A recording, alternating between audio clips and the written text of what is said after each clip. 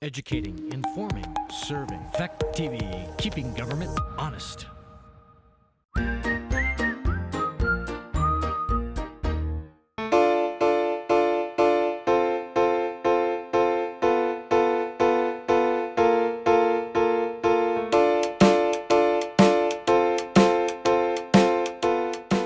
Good evening, everyone. It being 6:30 p.m. this evening, Wednesday, June 23rd, 2021.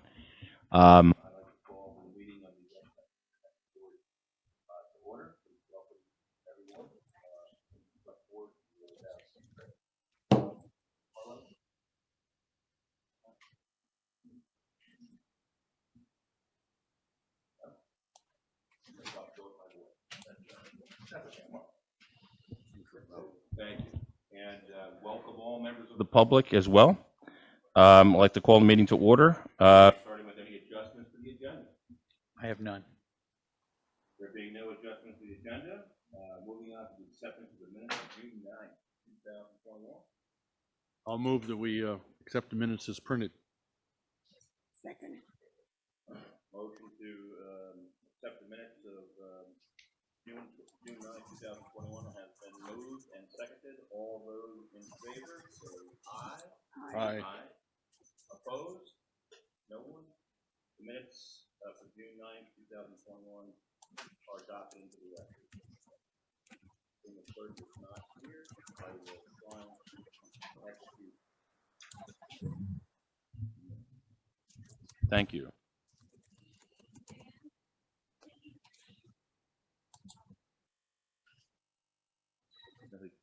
Thank you so much. Thank you, everyone. Okay, communication and public comments.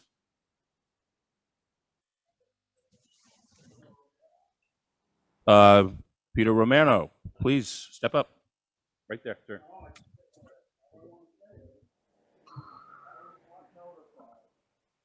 This meeting tonight discussing the forest road, and that's not right.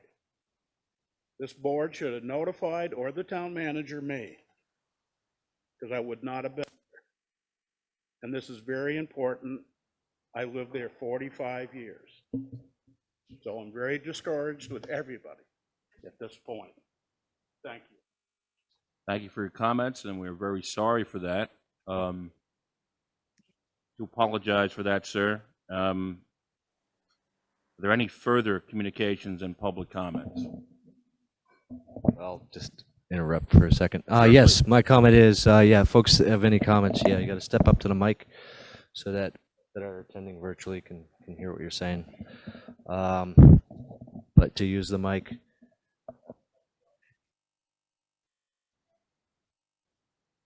Button, the green light comes on, that means it's on. Okay? Yeah.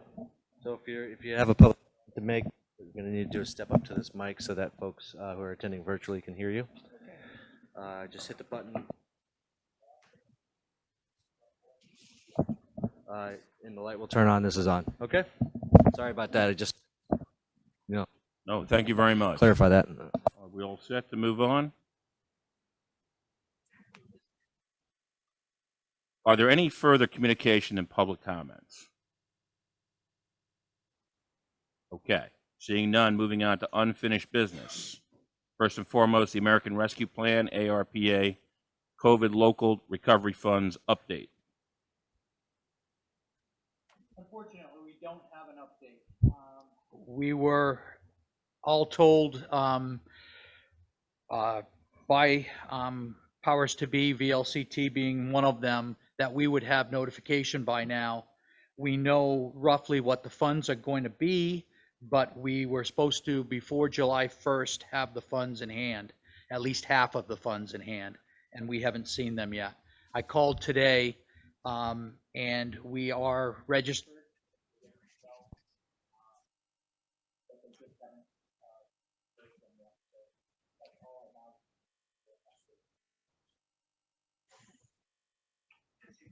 Thank you very much. Is there any other comment regarding the American Rescue Plan, ARPA, and COVID Local Recovery Funds update from the public?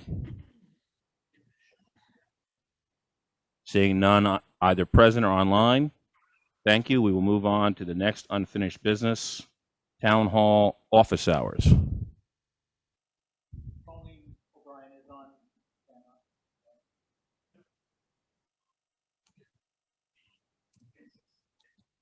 Hi, Pauline. I can't hear anything. Pauline, we can hear you. Okay, Can you speak to this? I can, thank you. So when I was appointed in the end of October of 2020, Susan Harlow and I had a discussion about extending the town hall clerk's office hours. And being new to the position, I explained that I would prefer to be in the position for a while to make that assumption and see what the need was for our community, and which I've done. Since that discussion in late October of 2020, there has been 4 discussions about the subject and only 1 request for extended hours, and that's come from Mr. Wickberg, which I certainly appreciate what his needs are. However, I think we've been very accommodating, and since there's been no other requests for extended hours past the normal hours of 8:30 to 4 p.m. But we do have appointments after hours by appointment. So I'm not sure, what we could do further. And frankly, I don't see that there is a need for extending the clerk's hours, but would also have to be the town hall hours, because our community would expect things like tax payments or trash tags or, any given number of services that the town provides. Just a little history. Mr. Wickberg called for his first appointment for after hours on March 30th, for a March 30th date, and did not show for that appointment. It was a 4:30 appointment and he did not show. We rescheduled for April 5th and he came in, and we had the work available for him. And then called again for an appointment on April 20th, and made it for 8:30 a.m. and proceeded to say that Wednesdays were a good day for him to make appointments.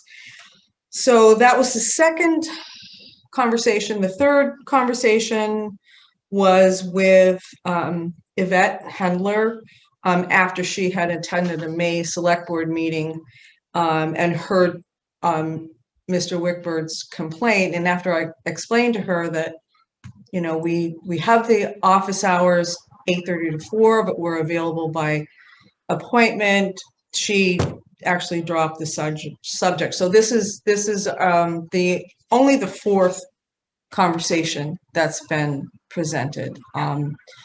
Frankly, I don't see the need for it, for extended hours, if we continue to be available by appointment.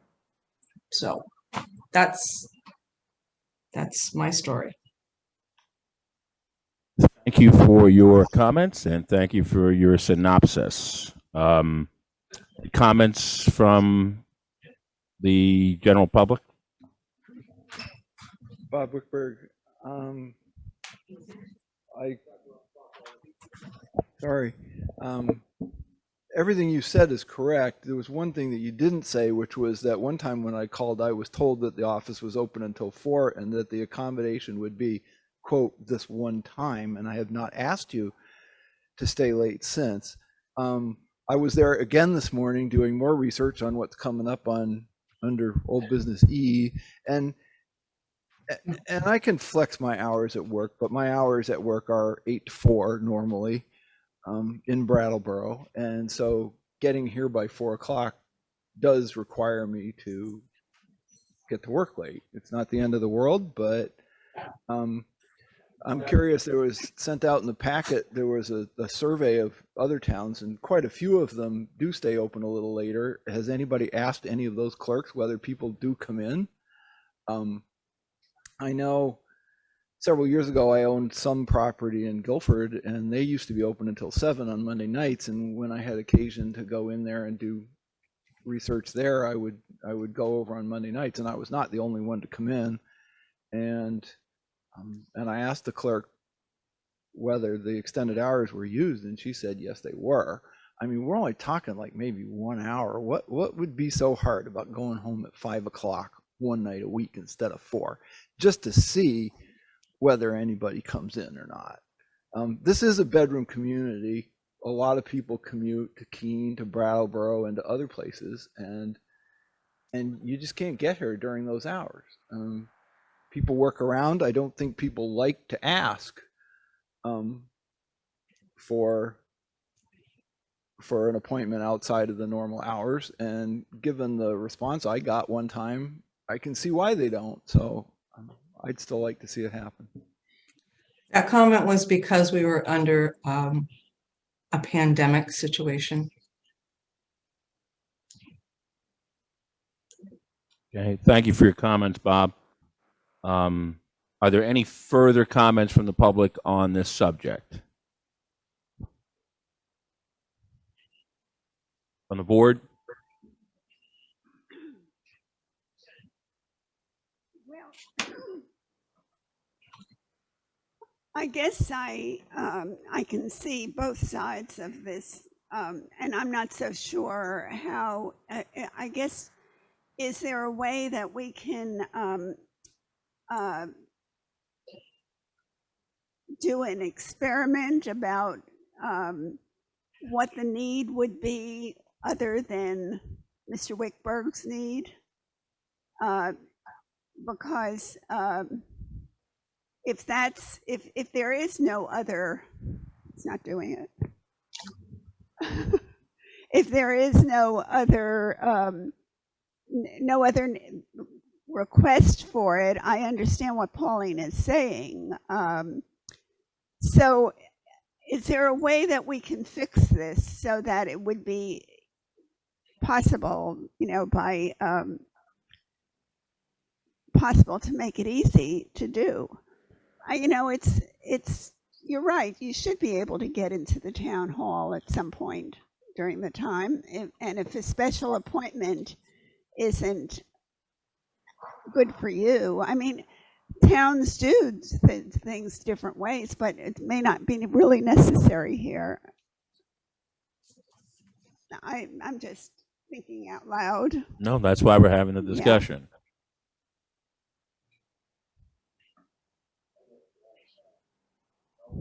New Hampshire's different because they have the registration, so a lot of those towns are open at odd hours. The only thing, to be fair to our town clerk, to just say by appointment, it's hard for them to have a life too. I think if we were to try it, if it could be at least on Tuesday night, if you want to make an appointment, you could come, or whatever night. So then the people don't feel like because I wouldn't want to call. I feel like I'm really imposing on her to make an appointment. But if you know, and we're posting this, that they're available, not that they're there, you just go and make an appointment. It might be a little bit easier and try that way first. Only because then I'd feel a little more comfortable that they know it's only on Wednesday, and that. Okay. Can't hear me? No. Okay. Anyways, that'd be the only thing, because most of the towns that I deal with that are open those hours they all take Friday off. I can't get into all the small towns on Friday because they only want to work 4 days. They can't.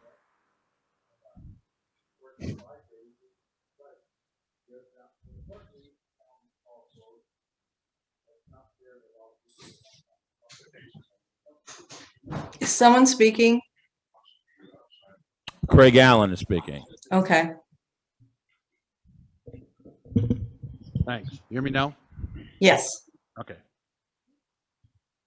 I think what I was just saying, that a lot of the towns, if they are going to do an appointment, it's only on certain night, like one night a week, you call and make appointment, to be fair to you, because otherwise, what happens if 4 or 5 people called you every other night and want to make appointment? You wouldn't have a life.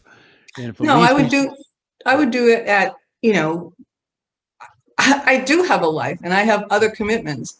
So I would make the appointment on a night that it was convenient for me, or before hours that might be able to be arranged. But I don't think I would really like to extend hours, say 1 day a week until 6 o'clock. 6 o'clock would be like it, but and sit there and not have anyone make appointments. You know, I'm going to continue to make appointments for researchers that want to come in because it assures them of that time.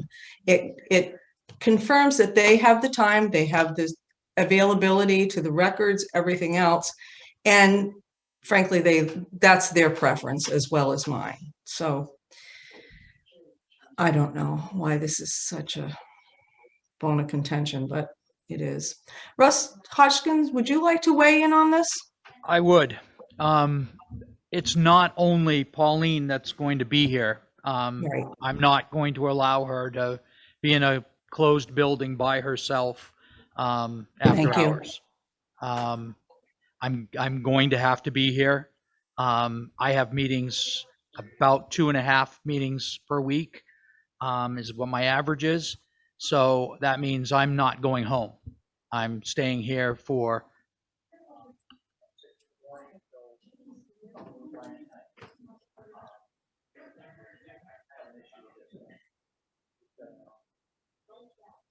so anyway, so it's not going to be just Pauline sitting here by herself.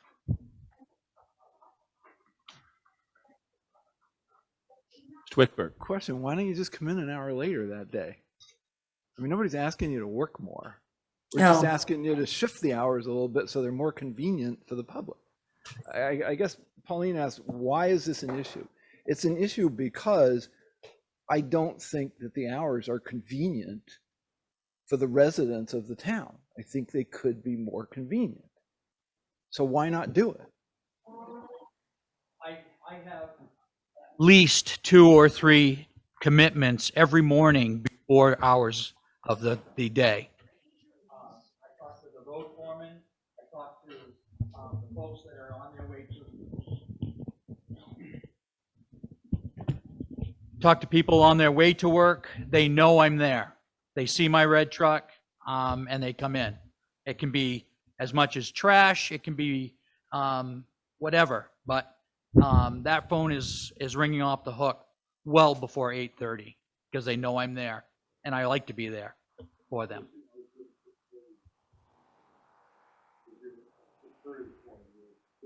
Exactly.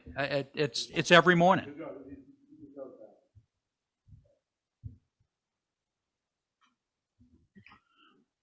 Are there any further comments from the public on this issue? Hi, Fran. Hi, my name is Fran Renault, and I'm just wondering, has this been an issue for anybody else in town other than Mr. Wickberg? Isn't No. No. bringing it up? Nope. So one person. One person since I took the role. Okay, that was my question. Thank you. Thank you. Any more further discussion from the public and deliberation on town hall office hours? Thank you. Seeing none, we will move on to website renewal. You're up, Russ. Hey, Russ. Hello. Yeah, I can give a quick update. It's pretty much the same update as a couple of weeks ago. We're still struggling to get content. At this point, we're just going to carry forward what we have, and over the next 2 weeks, work with Russ to go ahead and do the cutover and publishing of it. Great. Thank you for your effort. Are there any Further public comment on the website renewal update and how that's going? Any member of the public wish to comment? Any member of the board? Thank you all for your commentary. Moving forward, seeing none. Collaborative finance procedural manual, update, if any. The manual hasn't changed for the 2 weeks, but we do have Paul Harlow here tonight to discuss another aspect. Thank you. I'm Paul Welcome, Harlow, sir. Town Treasurer. I have here my slightly organized pile of papers, a list of all the things that the treasurer needs to do.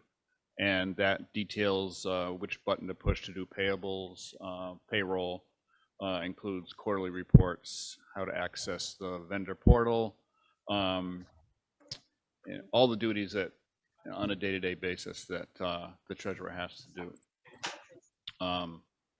I've heard there's a thing on computers called Word. I've never used it, and but there's a lot of scratches here and notes and et cetera. You know, things like this that need to be recorded on, and so at some point I'll need some help. Possibly my sister will help me do that, but or my teenage daughter. I'm not sure. Anyway, I think it's getting pretty complete in terms of our financial. So if someone comes in, if I go to Key West and never come back, then you can hand this over to someone and they will. I do have another issue. Is this an appropriate time to come up with it? Yes. Sure. Okay. I would like to, NIMRIC at this point does year-end reports, including 1099s, W-2s. They do help somewhat with quarterly reports, although I seem to be able to take care of most of that. I would like to enter a contract. They've offered a contract to do more for our town, and that would be to take care of the monthly statements. Right now, I'm supposed to take the monthly statements and add the interest, make journal entries, access the vendor portal to find out how payments we've gotten from the state, et cetera. Some of these, it's like 1 cent interest, 93 cents interest. It's time consuming. I haven't done a great job of keeping up with it. NIMRIC is very skilled at it. Lori from NIMRIC used to do that before I became treasurer. So there is precedent for it, and they've agreed to do that. The other thing that I'd like to, I think I have the ability to enter into that contract, but I would like to ask the select board permission to appoint Darlene Kelly, who's my NIMRIC representative, as my assistant treasurer. The reasons are, it's difficult to find someone to come in on a part-time basis. I'm not retired, but I'd like to be. And I work 7 days a week from April to November, so that I can take a month off during the winter. And it's hard to find someone to come in and do that, just the daily payroll, et cetera. There is some precedent for it. Lori was my assistant treasurer when I first came on for, I think, several months until I acquired another one. NIMRIC has agreed to do it.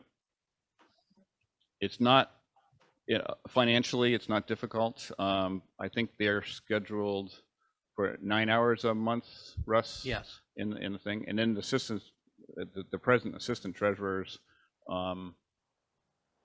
monies could go towards that too, even though their rate would be considerably higher than what an assistant treasurer would. I think there's plenty of money to cover it. It's not going to be, it's sporadic. The assistant treasurer time would be just sporadic when I'm not going to be there. And it would be extremely helpful to me. So I'd request that the select board allow me to appoint Darlene Kelly as my as my assistant treasurer. Because we're appointed, we need a nomination. I will go ahead and appoint Darlene Kelly as assistant town treasurer for Westminster. I'll second that.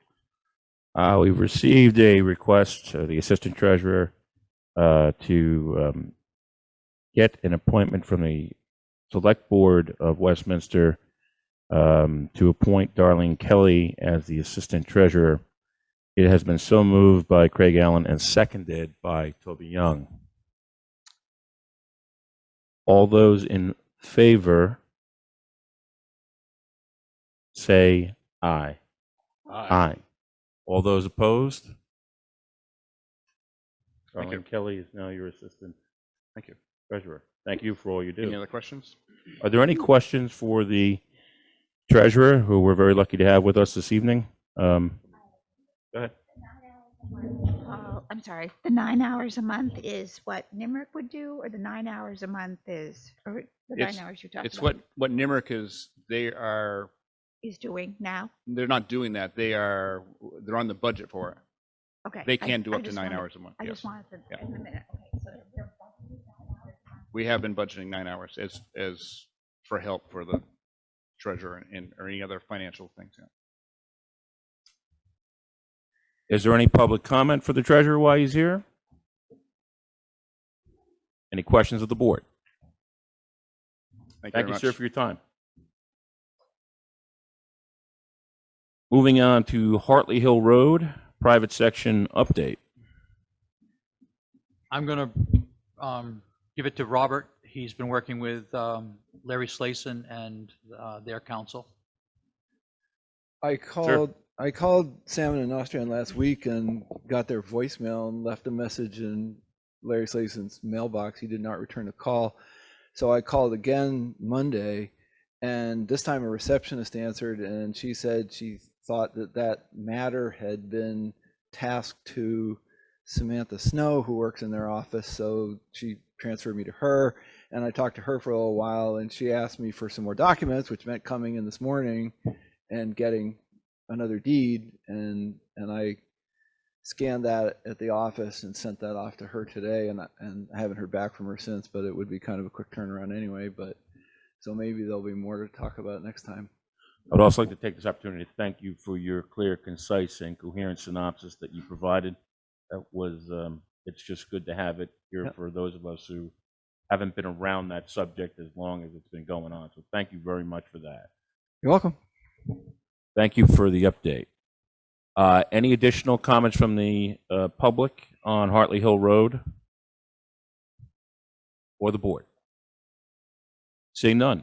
Moving on to the end of year financials, starting with the employee cost of living adjustment, fiscal 2022. In your packet, you have the newest and greatest totals to date. Chuck still has some outstanding things that he's doing that we are going to place into this fiscal year before the new one starts. But we're getting down to the nitty gritty. As you said, the first item that needs to be decided on tonight is the employee cost of living, so that we can place it into the budget so that we can start our fiscal year July 1st with an updated budget. Thank you very much for that. So we will now discuss the fiscal 2022 employee cost of living, or a COLA increase. I believe we had arrived at 2.5. 2.5. The discussion last meeting. Has the board had any other opportunity to review, amend, or change their views, or would they like further input?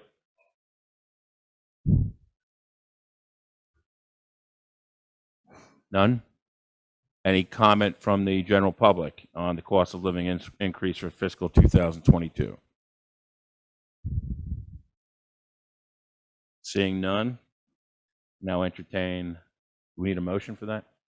Yes, you do. I'll now entertain a motion to adopt a fiscal 2022 cost of living adjustment for Westminster. So moved. Well, it's going to be 2.5, right? 2.5. Yeah, I'll second it. Thank you. Cost of living adjustment motion has been made by Toby Young to adjust the cost of living adjustment for fiscal 2022 to 2.5. That has been seconded by Craig Allen. All those in favor say aye. Aye. All those opposed? None? The employee cost of living adjustment for fiscal 2022 is hereby adopted at 2.5%. Thank you. Now moving on to the issue of the backhoe replacement versus repair. Chuck, you want to do this? Well, we've put a few prices together for everybody. Today was the end of the line, and somebody finally came in with the last quote, which is what we suggest as to the new machine. That is the case 580 SM Jason. WT. Oop, There you there go. we go. Right up to it. Yep. Well, that came in this afternoon, so I apologize for Russ not having it in the packets, but I did hand it out to everybody. And we went over the numbers, and we're not really too impressed with the John Deere used offering. One reason was the price online was considerably less than the sell price listed here. So it is our opinion not to consider that one as one of the options. As far as repair of the current machine, we haven't heard back. We reached out to a outside source for repairs, and we're not getting any response from that person. So that's really not an option at this point. And then as far as a used machine, we would suggest going with the 2015 Caterpillar, because for dollar, it's the best option for a used. And Case did not offer a comparable in that price point for a used machine. So that's why we don't have an option here for that. So other than that, any questions? Caterpillar is basically, if you look at the hours, basically a new machine with a 4-year warranty on drivetrain, powertrain as well. For considerably less money. It's only 300 hours, we only have one oil change so far. So really. And also the used John Deere, you cannot get an extended warranty for it. They will not offer it. So that kind of hurts that one. And it does not come with a thumb, and we need the thumb for what we do on our operations. Yep. So that is the gist of that.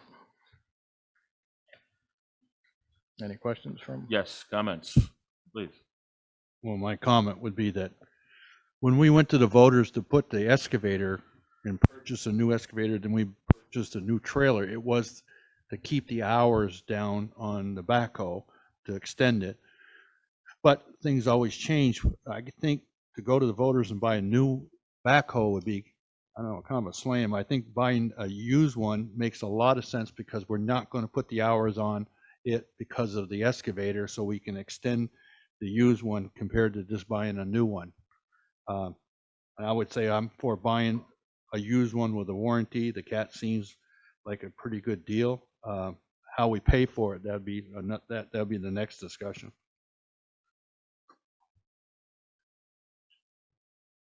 Further comment on this, on the backhoe? Any comment from the general public? At the last meeting, we had looked into the fact that we had gotten 2 grants for the highway department, and talking with legal counsel, that is not going to be able to be placed in the equipment fund as we were hoping.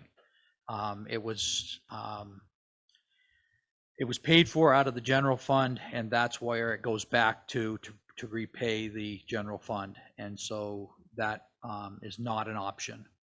So if we are to buy this machine, then it is going to be a short-term loan. We can put down some, and of course we have the trade value. So, but we would be looking at a small loan for a period of time.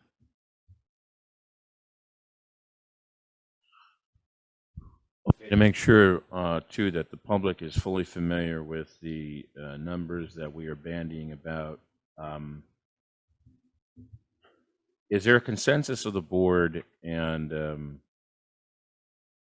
the highway department that the opportunity to purchase a used loader is both fiscally backhoe, I'm sorry, my apologies, is both more fiscally prudent at this time and also would meet the necessary requirements to get the job done, maintain the safety of the crew and operators and the general public,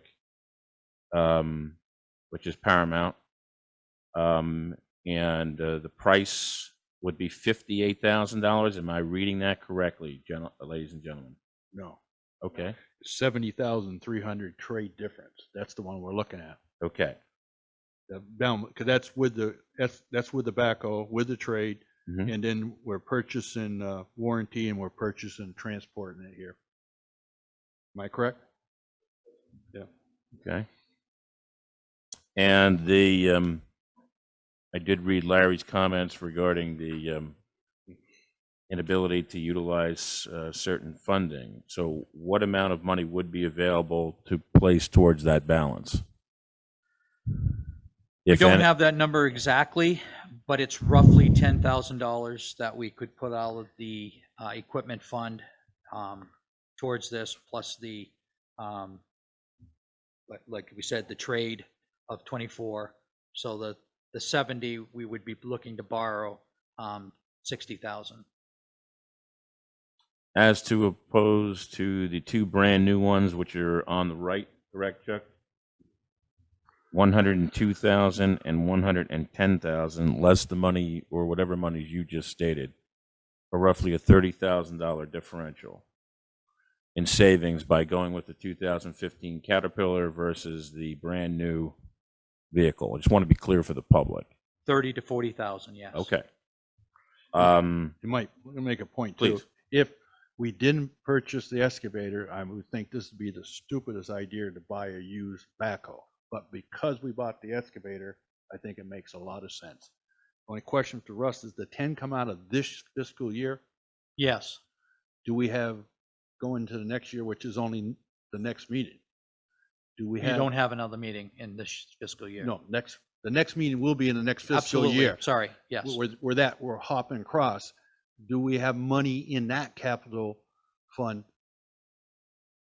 So you'd almost be going to them and saying, we'll give you 10 down, hold it, and we'll give you a little bit more. No, Okay, no, just Why not? because the truck has already been purchased Yeah. for this fiscal year. And So that this was- that this that was capital, yeah. slated for next year, but we are being forced to do it this year because of the complexity of the repairs. Correct? You don't know that. We don't. We're kind For- of going on a hunch. Yeah, I do know that the role of investments, the case guy pointed out, Ron off. So, yeah, you might fix it, then, I don't think you can either fix it off. Right, so that's what I'm going. It's replacing. I didn't know that this thing, you say, look at that. They can do whatever they want with it. That was kind of my big concern.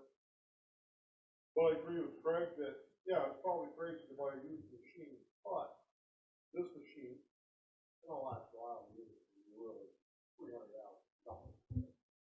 So, you're getting a new machine for, Other than it's 6 years old. but it's out on your lot for 2 years before it ever even moved. But Jason's right, 6 years old, and it goes by the value of it. And 6 years old is 6 years old, doesn't matter. But the problem is we didn't plan on it. That's the problem. So now that's, because, I mean, without a plan, we're sitting here having a discussion that we can't do anything, I guess. Yeah. When it comes to equipment though, they go more by the hours versus the years. Yeah. It's what everybody I've talked to so far seems to be more concerned with, not so much the age of it. Well, I mean, yeah, it comes to 20 years. Yeah. A 1970 backhoe was 300 hours is not worth the same as 2021, obviously, but we don't know for it. And they all claim that our machine, the hours are right at the point where you want to, it's a salesman talking. You don't salesman born, I do think that. What that means? You feel that? No. So what they're saying, we're right at the age where it's never going to be worth any more than it is right now. Right. So that's what I'm going with. And I really appreciate, and we all appreciate what you do, and you do a lot, and A lot of legwork. no question about it. And the issue as to why we're here, though, so the public is also aware, and I'm sure they appreciate it as taxpayers, of which we all are, is that sometimes, you know, things come up. Sometimes a machine doesn't make it to where it needs to go. And right now we have I think generally it's an agreement, we have a machine in distress. If that's incorrect, please someone correct me. We have a machine that is not where it's supposed to be.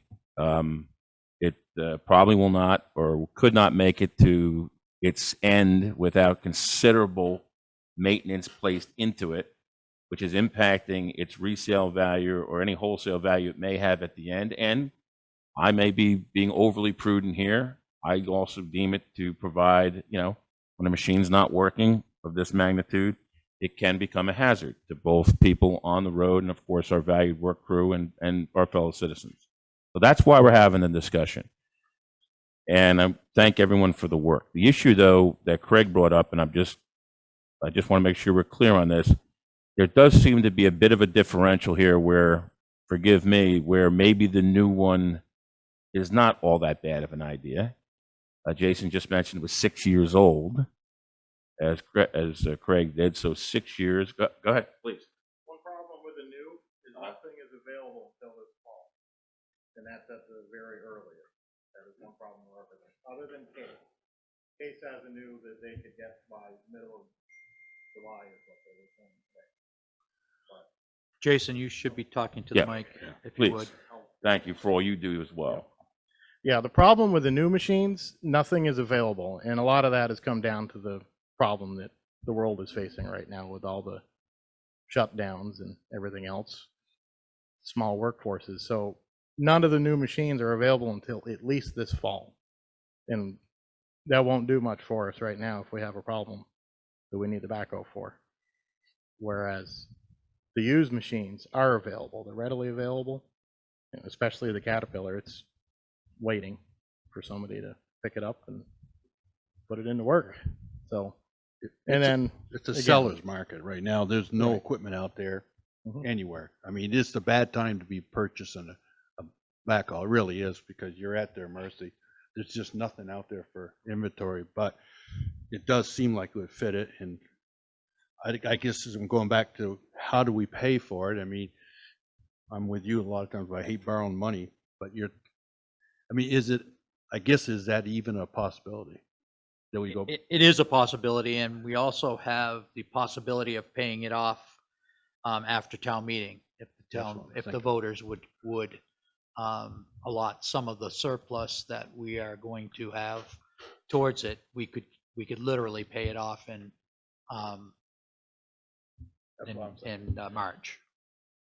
Yeah, and forgive me, being the one that just wants to be crystal clear for everyone to utilize that option. That way, when we are in town meeting in front of our fellow citizens, we can say, hey, look, we had this discussion, we went over every variable that was available to us, with the notion that we would be able to come to you, whether you agreed to it or not, for us to not be in debt on this particular machine for any period longer than necessary, that being less than 12 months until this meeting occurred, at least with the ability to ask you to apply surplus to pay the loan.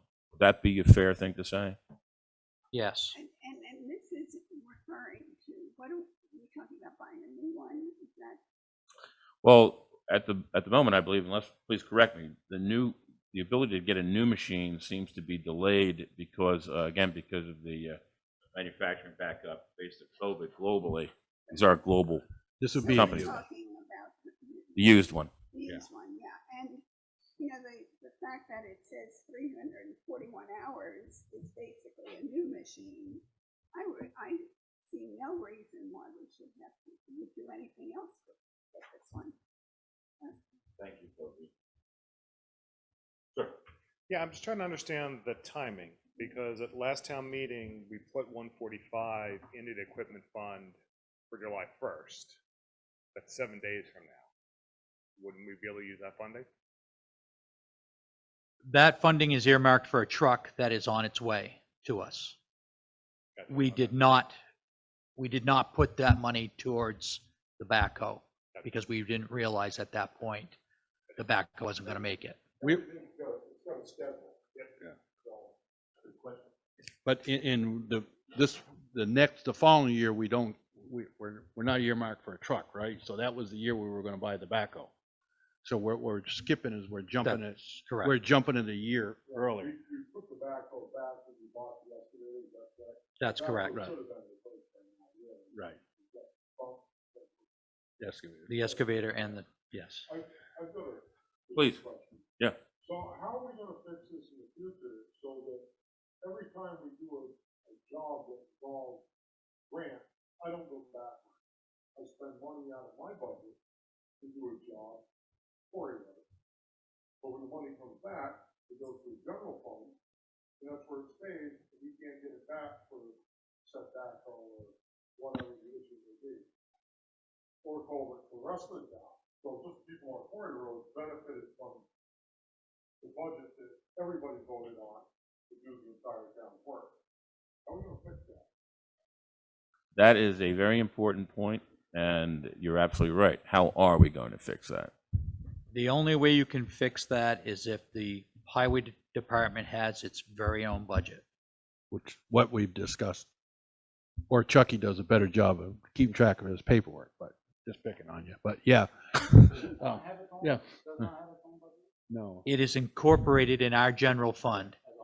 What we're talking about is having a separate vote for just the highway department. Only way we could do it would be to earmark something in his item. Like right now, we earmark guardrails, so we could earmark a construction job by the town and earmark so much money in it, then it would be his because it's one of his line items. But what Russ is talking about is taking the whole line item that you have, and that be yours, the money would come back.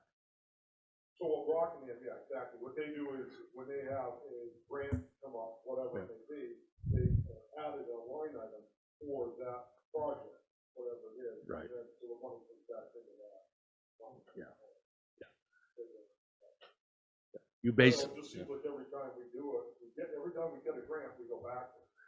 So every time we get a surplus, it's not really a surplus. It's money that came out of my budget that we're giving back.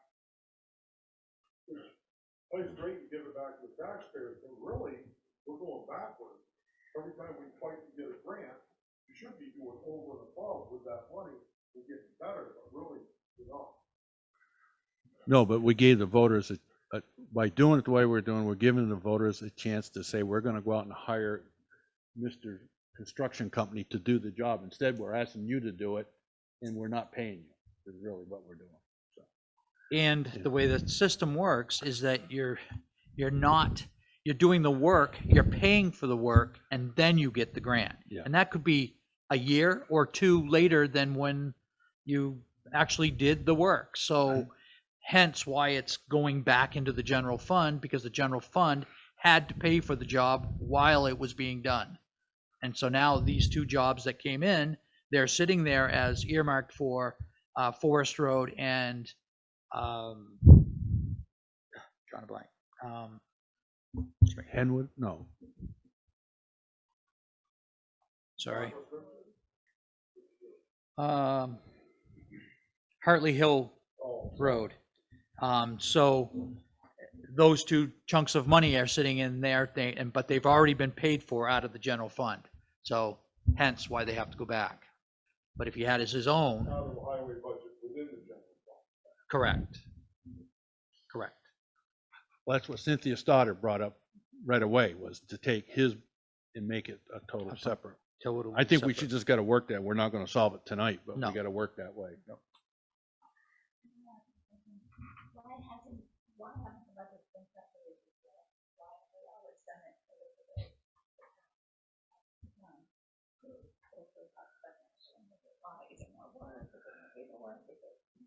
You know what, in the past, since I've been on the board and Toby's been here long, we used to hire it out and give Chucky credit. We bought the equipment and we're using our own crew, but we used to basically have the money and we would hire Adams or somebody to do the work and we would pay them. So it didn't come out of the highway. You follow me? We're doing a lot of the work in-house ourselves. Yeah. Yeah. Same with the trucks and all that. We used to hire contractors to haul the stuff in. Now we do it with the trucks they have. We have all the equipment and we're just not hiring it out like we used to. Honestly, we're doing bigger, aren't we, Chuck? We're doing bigger and bigger jobs than we never used to. We're doing bigger culverts, more box We're culverts. being forced into it. Yeah, yeah. Where we used to always all summer long, I'd be sitting here and I know we were going to bid for all these little companies that would be bidding to do a culvert or back. We're just not. We're just having him do it. So to be fair to him, yeah, I think things have changed. It's not going to go backwards. It's only going to go this way, and it's best for the town too. It really is a savings, you know. So this is something that we should consider, especially when we have a full quorum. So perhaps we should. You folks are not going to make that decision. The taxpayers are going to have understand, to make the decision. but it's something you could get it in line. Yeah, of course. This is something probably very important for us to start to develop. Yeah. Yeah. Yes, Russ. And just to kind of add to that, you know, I think, Russ, you just mentioned surplus and how that's going to get applied. I think the point of funds is to have that emergency there. So it's great that we put the 145 in for the purchase next year, but where's that emergency? So as we are looking at surplus next year, let's look at the funds and make sure that there is emergency there. I know you can't, you know, account for a full cost, but at least help reduce costs. It's there. You don't need it, great, it carries over. And a segue to that is that you do have an emergency fund for one-time expenditures. I would have to talk to our legal counsel to make sure that would be applicable, but we do have a new reserve fund for one-time emergencies. Given legal counsel's recent correspondence, do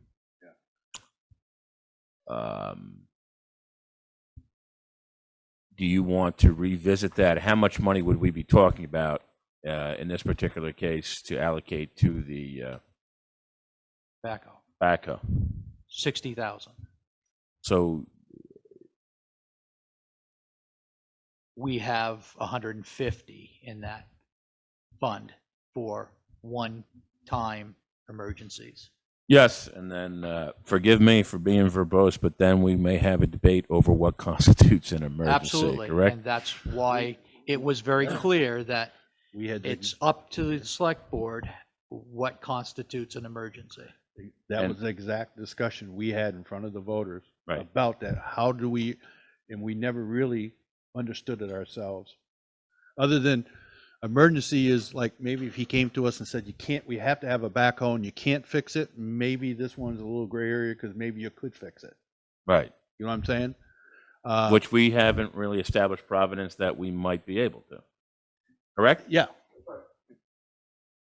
So I don't know if we meet I don't know if we meet up to the term emergency. I don't either, and that's why I wouldn't So to recommend answer it, but Russ Lazarus' question, and correct me again if I'm wrong, because I might be based on, I believe what Cynthia directed me to, is the rule that when this occurs, we have the ability as a board to borrow without consulting the towns, the voters. Isn't that the correct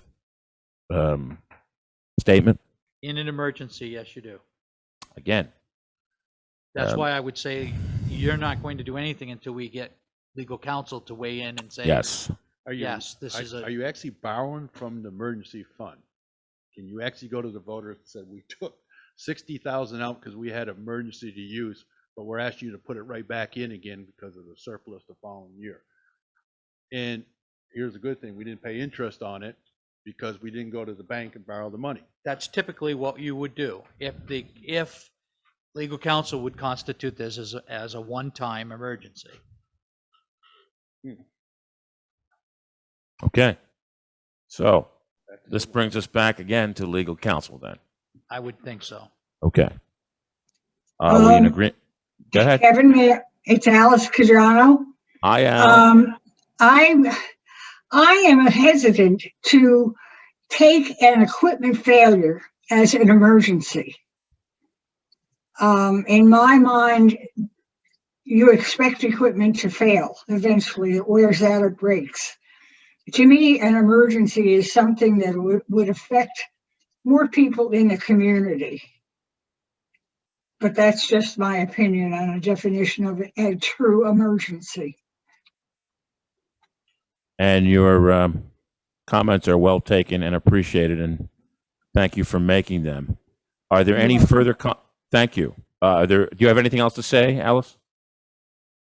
No, sir. Okay, thank you. Hope you're well. Any other comments from the public on this matter? Seeing none. Please.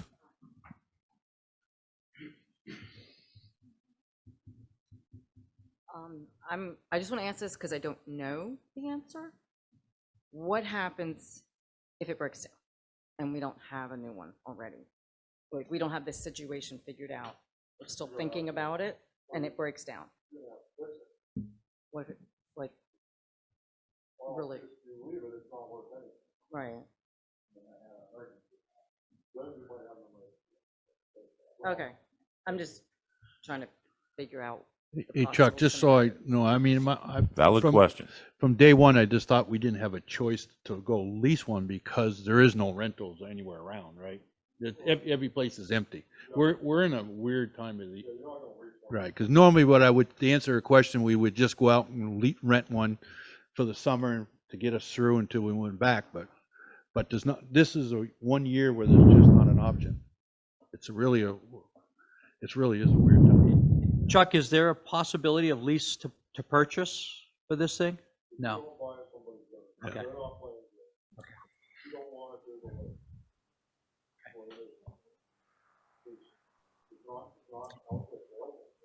Chuck needs a microphone. I was just saying how there's really not any equipment out there available. So if we choose not to do anything, then the deal won't last forever. It's just the way it is. Well, the reason we have this extensive discussion and bring the public in for all these comments is to make sure we arrive at a consensus.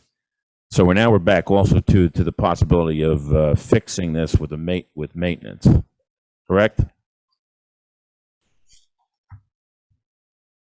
Mr. Hutt, would you like to speak? Please.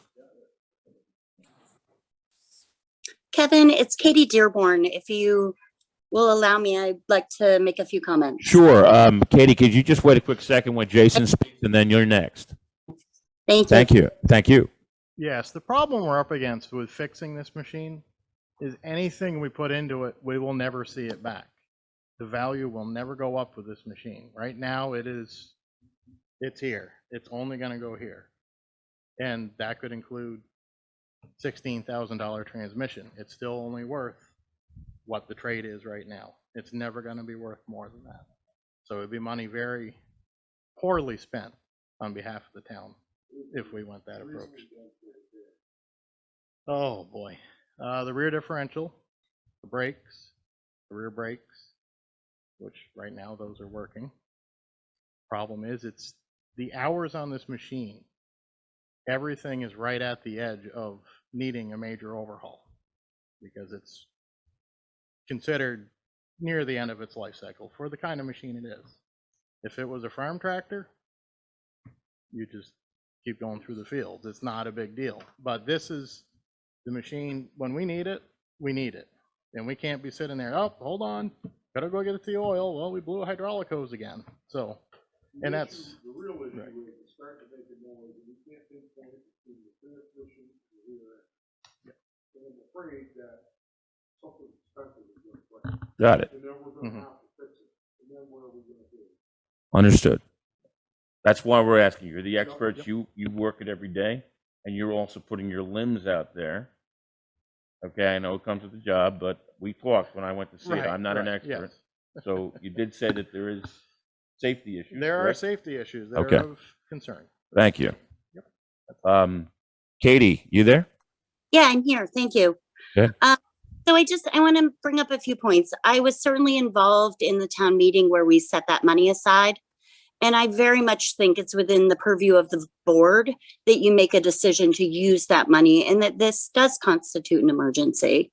I also think that the voters should be reminded that if this wasn't happening right now, you certainly would be coming to us next year looking for this money to be able to do the exact same thing we're doing right now. So I guess I'm saying I'm in favor of taking that money and spending it really how the highway department feels it needs to be spent. If it's a new machine, then use some of the money towards the new machine and then borrow the rest. And next year, you know, the surplus money can go back into that reserve fund so it can be used in another emergency. I think it's silly to continue to go back and forth. I think it's what the money was put away for. It's an emergency and that's okay. And I'm glad we have the money. So that's my piece. Thank you as always for your commentary and your guidance. Thank you, Katie. Russ? And I know we're not at the end of the year, but we're pretty darn close. What type of surplus are we looking at? It's very hard to tell, but we are looking at probably in the $250,000 range. So clearly, we have more than enough to earmark it now. That's correct. For that. I guess I just don't understand why this, you know, if it says that, here we are getting information that this is a trouble machine and it's not going to be worth anything more, and no matter what we do to it. And on this list that I have, I will clearly and gracefully, I hope, admit that I don't know very much about this stuff. So I'm reading the things that say 341 hours on a machine. This is basically a new machine that we were going to fix. So that's just doesn't sound like what you were just saying. No. We're talking about two different things. Oh. That's a machine we're looking to purchase. Our machine has 8,000 hours. Yeah. Oh, okay, this is a used machine, okay. Okay. Okay. Thank you. I think we've had ample. Go ahead. I don't think we're disagreeing that we should buy it. The question is, how do we buy it tonight if what he says is not going to be around? And I guess still makes sense to me that we never understood emergency, so I kind of agree with Katie that this would be my definition of emergency. But are we actually got the authority to do it tonight or not? I don't know that. I can check. My feeling is yes, you do, because that's why it was set up, is so that the select board could make these decisions when needed in a timely manner. So I will check and let you all know via an email, and then you can have a special meeting via email if you so choose. How about if we actually make a motion, we purchase it pending that we can get the money from the emergency fund. Therefore, once you've got the approval from our attorney to go ahead, or whoever, you'd already got the approval from the board. I second that. That works for me. Okay. I'll make a motion that we go ahead and give authorization to our town manager to pursue the funding through the emergency fund reserve budget to put, well, it would be the 70,300, because even though we got 10. Identify the proper machine that we're targeting. But this, Have the funding though. If you have the funding and you can do it, right? right. If it was my money, I wouldn't even look at it when I buy the new one. No? I just, Jason, we can't get one right away though. yeah. Yeah, you can right there. Be here in July. That's the case. Yeah. Okay. No, I know. That's what I'm saying. The used cat compared to that one. For $20,000, 6 years old, divide it out, that's not a whole lot of money per year. No, it isn't. 6 years newer, without purchasing an extended, I mean, it doesn't make a lot of difference to me. If it was my money and I had it to do, that's what I would do. I wouldn't even look at it. Well, I had said before, if you're gonna buy a new one, go with the case, if you're gonna buy a used one, go with that. Is what I would do. So, but that was up to you guys, which direction you chose to go.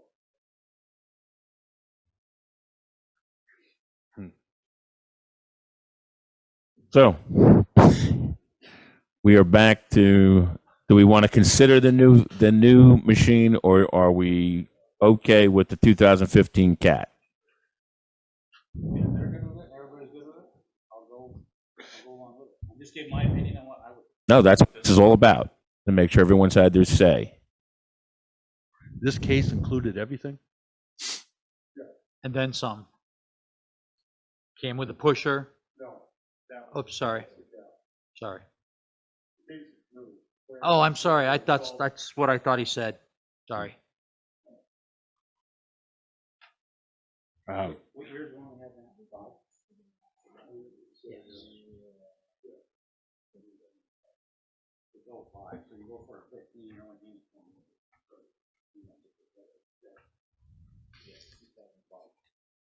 I mean, there again, I'm going by what what you guys were asking for, you know? Right. Okay. This case tobacco came in the last. Okay. couple minutes. So, I mean, I'm good with that. okay. So are we amending, or are we sticking with Craig's original motion? Never got it done, so, No, okay, so we're, I also want to know what size that case is. yeah, that's what I Is was that gonna- the 410 size or the 310 size? So we didn't drop a size like we thought we were going to. Okay. is that acceptable? From your, no, I from don't your run it every day. expertise? We talked that we could possibly drop a size. We were talking about having to drop a size because that's all John Deere had available to use. Okay. Okay. Greg, back to your court, my friend. I was going along with what they wanted on it, and I thought if they weren't going to use it that much, that a used one makes sense, but if it is, I'll go along with Jason, it's so close in money. Because originally I thought it was half price, but when you compare it to the case, it's not half price. It's like 3/4 of the price, you know, because the case came in so much lower, really. Well, And I didn't see it before, but so I guess I would go along. If we're gonna go and take the money, whether we took 93 or 70, we're still borrowing. We're borrowing. In either case, we are spending a very large portion of our fellow citizens' money, and that's why we're having this complete And conversation. maybe more people would ask, why did you buy a used one compared to just getting a new one? Yeah. So are you now going back, are you now considering the new purchase? If that's what they wanted. I mean, that's What I originally said was if you guys decided to go new, I would go with the case. Chuck, you need to be up to the mic, please. That's what I originally said was if you decide to go new, I would go with the case, but if I was gonna buy a used machine, I would go with the cat, dollars for dollars. Because originally weren't even talking about taking money out of the emergency fund. We were talking, we didn't have any money. So then the cat would have made sense. Fine. So now I have one more you've changed the question. rules. Toby, you're recognized. I'm so out of my element here. But I heard somebody say, does that include the new one? Does that include something? And he said no. So what was that about? So the used cat has a snow pusher Oh, that goes with it, Okay. that comes on the front, and the new one would not. And you don't think you need it? No, it was just a bonus. We got it, great. We'd use it somewhere, but we don't need it. Okay. It was just came with the machine. No, we've never had one before. Okay. That Is snow this pusher. case set up exactly how you'd want it? It is. It's yeah. Tires, the all of whole them 9 are. yards. Yeah, all of them are comparable that way, except for the used John Deere does not have a thumb, but the rest of them were set up correctly. So this one has a thumb then? Yes. Yep. Got to have. That was part of the deal. This is a $93,000, 150 That's correct. unit, Yes. which we would take immediate delivery. Middle of July. Middle of July? Mid-July. Now, given, excuse me if I may interject, given everything we've discussed, and assuming that we can acquire the money in the fund, that is still going to leave us somewhat short of this total amount, correct? Everybody? This is 93,000. Are we going to have enough money?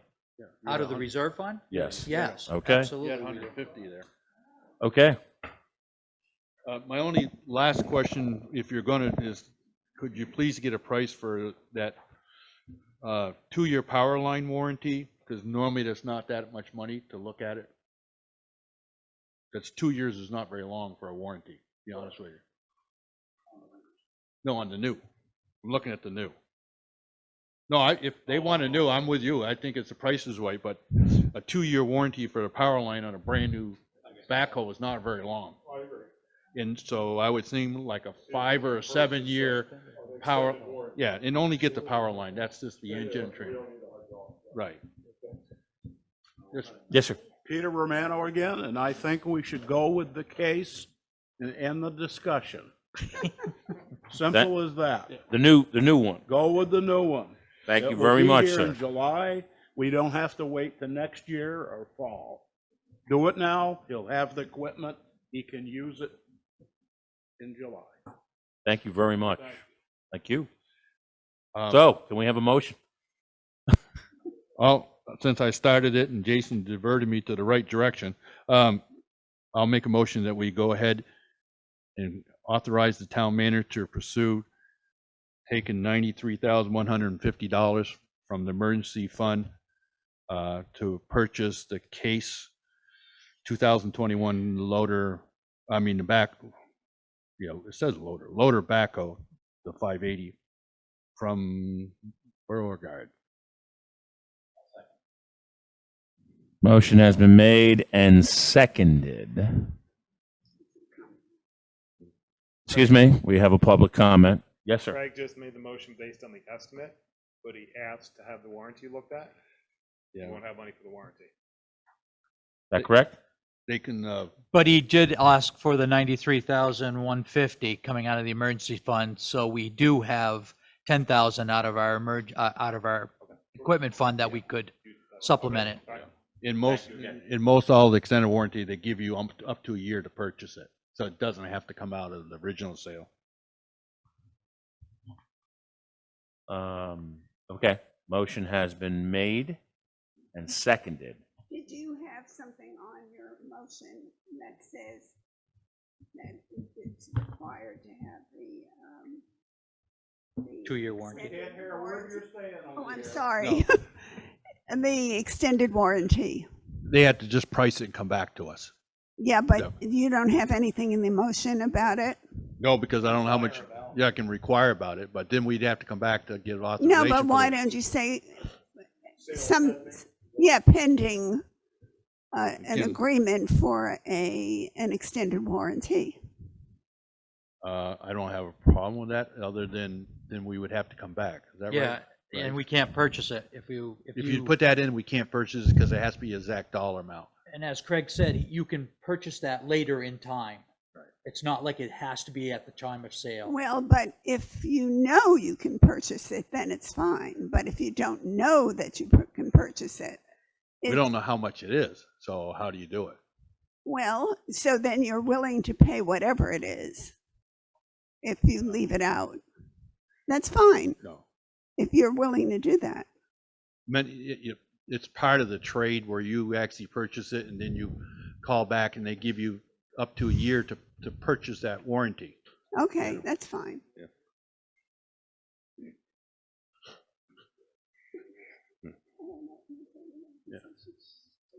So we're under that. It's not cut and dry. It's really Okay, not. motion has been made and seconded.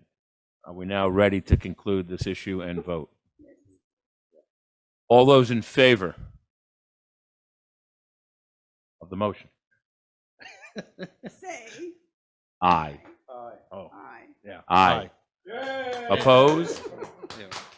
Hold on, opposed? None. Motion is adopted. Thank you for everyone's input. Okay, moving on to new business. Forest Road. No parking ordinance. Okay, it has been brought to our attention that there is unwanted activity on Forest Road, as we've known for approximately 2 to 3 years, that people are parking illegally on the sides of the road and doing unwanted activities. We have begged Windham County Sheriff to make more trips down there. We actually set up cameras 3 years ago down there and actually arrested 3 individuals that I know of. Once they were very active down there, and they kind of slowed down, but never stopped. And now, without having constant presence, we're back to having illegal parking and activities. So, to answer Peter and why it wasn't a public notification out there, is this is the first option that you will have to talk about this, and it was brought to me to please place on the board agenda, just to throw out what is happening and what your options are to help that community, that street.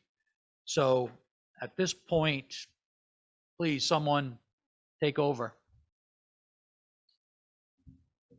Why is the sheriff's department not doing it? What's on? I can't spend as much time down there at night and weekends. Sorry. All right, my name's Tim Breer. I live on Forest Road. I want to correct something you said, though. 2 or 3 years. I was here in 2005. I had a hand in the sign. Well, there's a sign. There's 2 signs that say no parking on both sides of the road. I had a hand in having that ordinance was put into place back then. The little pull-off next to the falls was kind of a compromise, because we were getting like 30 cars on both sides of the street back in 2005. So this problem has been continuous. It just escalated at that point, and something needed to be done. That sign is gone now. I don't know where it went, how it disappeared. I have no clue. But people did not respect the sign. The reason the sign, that little pull-off was there, was supposed to allow 3 cars, so they can stop, look at the falls, take a picture. We've had cars parked all the way up, and my wife has actually taken pictures and sent to the sheriff's department all the way up to the corner. That's ridiculous. People are not respecting the signs. Back in 2005, I had a lot of feedback saying, well, you know, it's the townspeople that are there. We are not seeing the townspeople there. We are seeing New York, Missouri, Illinois, and they're not tourist people. There are people who are very questionable. And I have an eye for questionable people because I worked in drug and alcohol most of my life. And I actually know who's dealing there and who's not. And we're finding more needles there. And I mentioned 2005 because it got better. It got better because as a community, some of us were out there talking to people. We were encouraging them to be, to kind of tell other people, don't ruin this. This is you want to come here, don't ruin it. And, talk to your friends. And it slowed down and it slowed down. Well, it's starting to escalate. And I think COVID is a big part of it.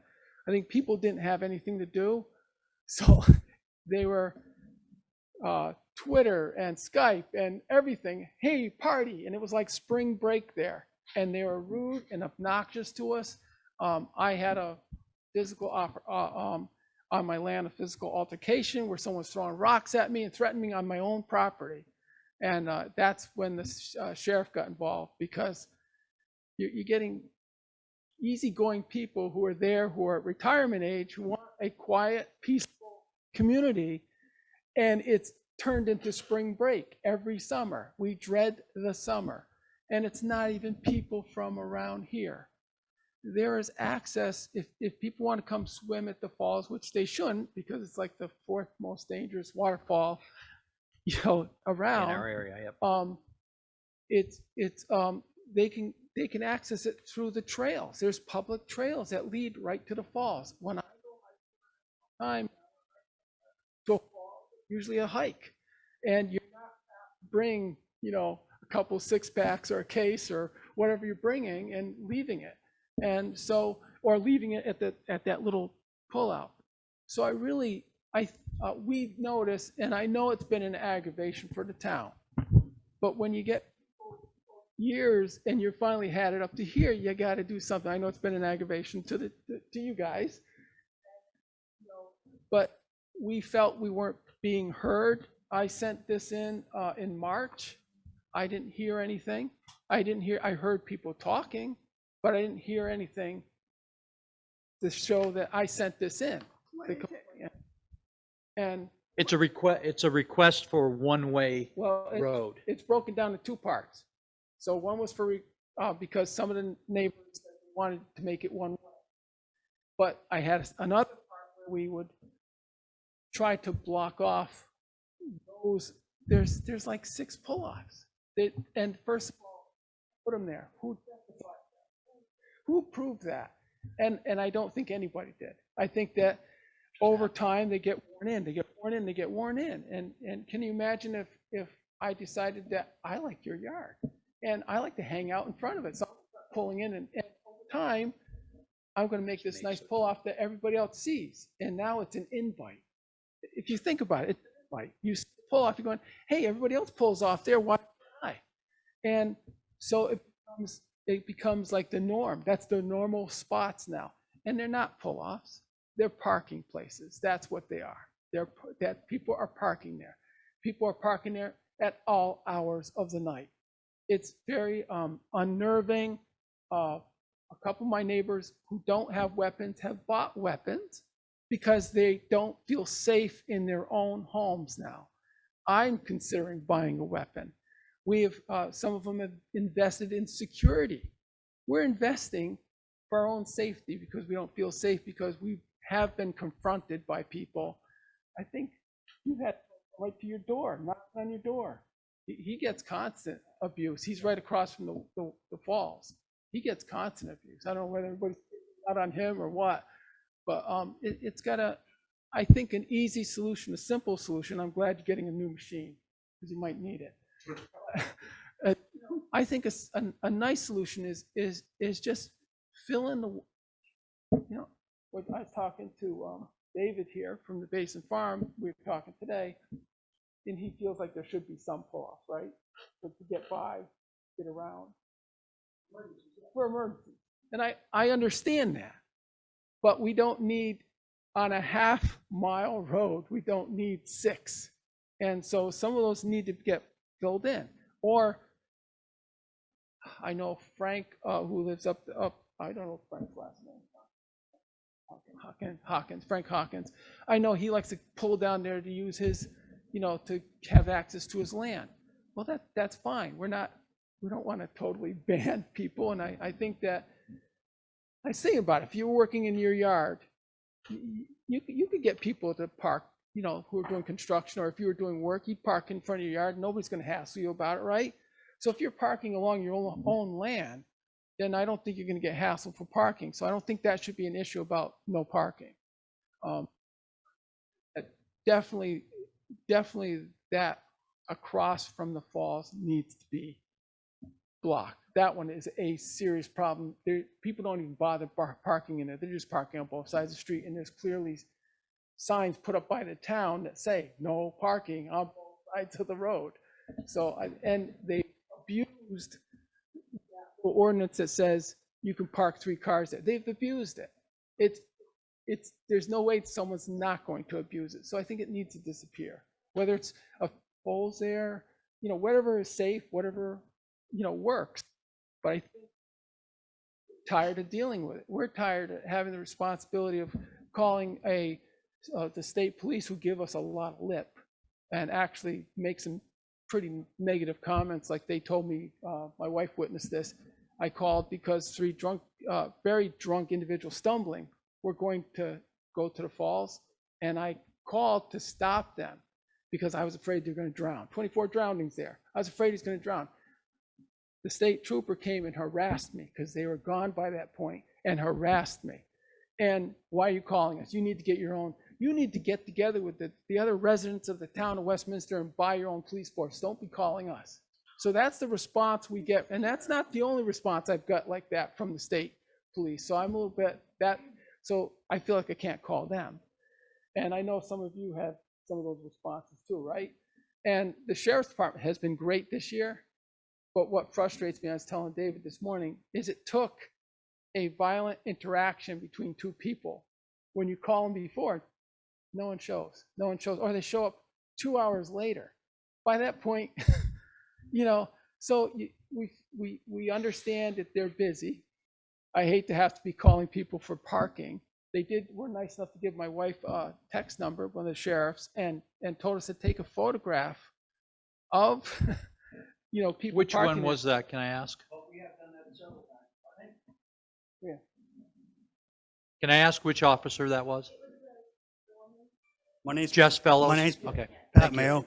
And on several occasions, we have done that. We've taken pictures, we've sent them in, nothing's ever been done. We've never received any feedback or saying that, yes, we've contacted them, this is what's gonna happen, we've cited them. That's what we want. We want people to stop being cited for doing stuff that they're not supposed to be doing, like parking on the road. I mean, there have been times that you have to wait and beep your horn to get people to come up from the falls to move their cars so you can just get by. You can't get by. This all accumulated last summer really bad, where it was like from my house all the way up around the corner to where Mr. DeCamp lives, cars are parked all along that road. I took several pictures of it, gave them to the sheriff, and the sheriff never did nothing. And the other thing is, we have called the state police. The state police said, don't bother us, we're too busy, or we don't have enough people on duty to answer your petty call. And that's a little bit ridiculous. We pay money for the town and for the state to protect us. I'm serious. I went, as Tim was saying, I went and had to buy a brand new security system for my house. I have had stuff thrown at my windows. My neighbor, Rasa, she has had her windows broken.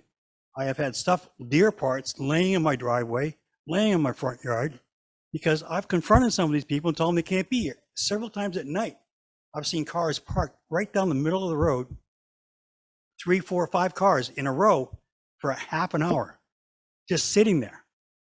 Now, what's going on? I called the state police. Oh, there's nobody available right now. It's like, what are you going to do? They're useless.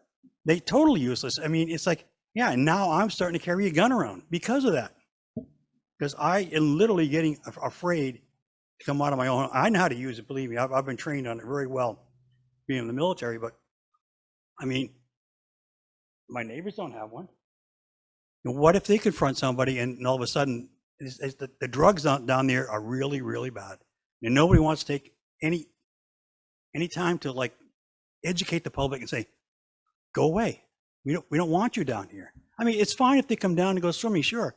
But when they start parking and giving you a hard time saying, and yelling and swearing at you, 2 weeks ago, a neighbor of mine and myself were confronted by a 17-year-old girl. She wanted to fight us because she was parked with 4 other people. It's like, you can't park there. It's private property.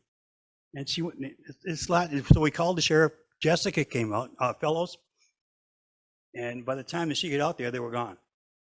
So and that's what happens when you call. By the time they show up, they're gone. Now, we probably see them come down maybe once a day. For a while, it was pretty good. Officer Larkin, he'd come down 2 or 3 times a day. Or they'd sit at the wrong times a day. I mean, you have to be there at like from noon to 3 and from 5 to 8.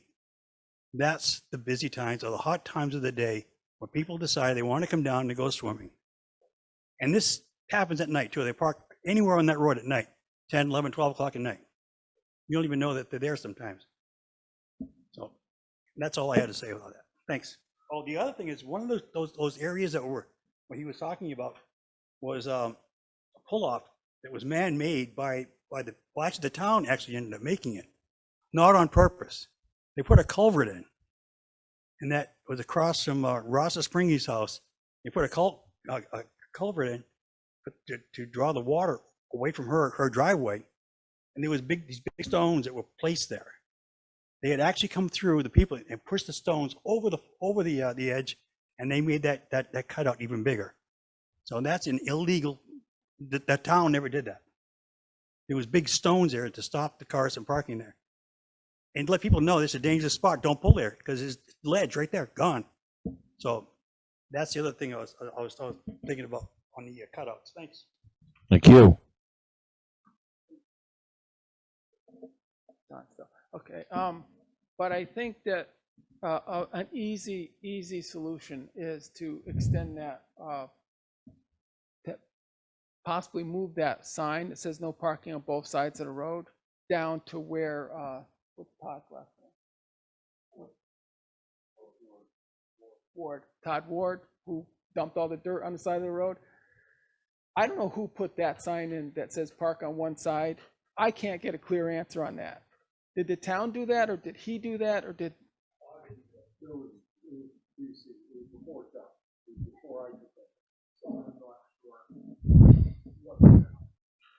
Oh, okay.